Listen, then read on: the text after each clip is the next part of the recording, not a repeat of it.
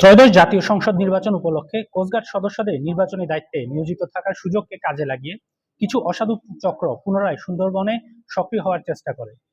তবে সুন্দরবনকে দস্যুমুক্ত করার দৃঢ় সংকল্প ইতিমধ্যে কোস্টগার্ড বিশেষ সাঁড়াশি অভিযান আরম্ভ করেছে।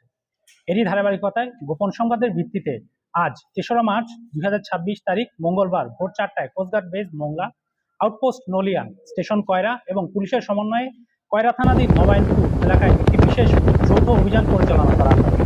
উক্ত অভিযানে সুন্দরবনের কুখ্যাত ডাকাত বড়জাহাঙ্গীর বাহিনীর সক্রিয় সদস্য আফজাল সরদারকে আটক করা হয়।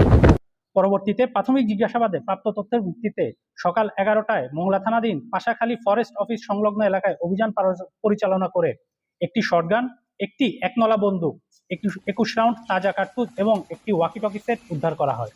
নির্বাচনী পরবর্তী সময়ে কোস্টগার্ডের নেতৃত্বে সুন্দরবনে যৌথ অভিযান শুরু হলে উক্ত ডাকাত সদস্য আতঙ্কিত হয়ে উদ্ধারকৃত অস্ত্র ও গোলাবারুদ উক্ত এলাকায় পুঁতে রেখে কয়রার নারায়ণপুর এলাকায় আত্মগোপন করে বলে জানা যায়। আটককৃত ডাকাত আফজাল সর্দার খুলনা জেলার কয়রা থানার বাসিন্দা। সে দীর্ঘদিন যাবৎ বড় জাহাঙ্গীর বাহিনীর সঙ্গে ডাকাতি এবং ডাকাত দলকে অস্ত্র, গোলাবারুদ ও রসদ সরবরাহের মাধ্যমে সহযোগিতা করে আসছিল।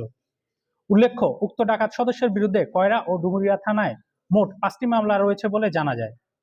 আটককৃত ডাকাত এবং জব্দকৃত অস্ত্র ও গোলাবারুদের পরবর্তী আইনানুগ ব্যবস্থা গ্রহণের কার্যক্রম প্রক্রিয়াধীন রয়েছে। আমরা দস্যুদের উদ্দেশ্যে বলতে চাই, সুন্দরবনকে দস্যুমুক্ত রাখতে কোস্টগার্ডের অভিযান অব্যাহত থাকবে।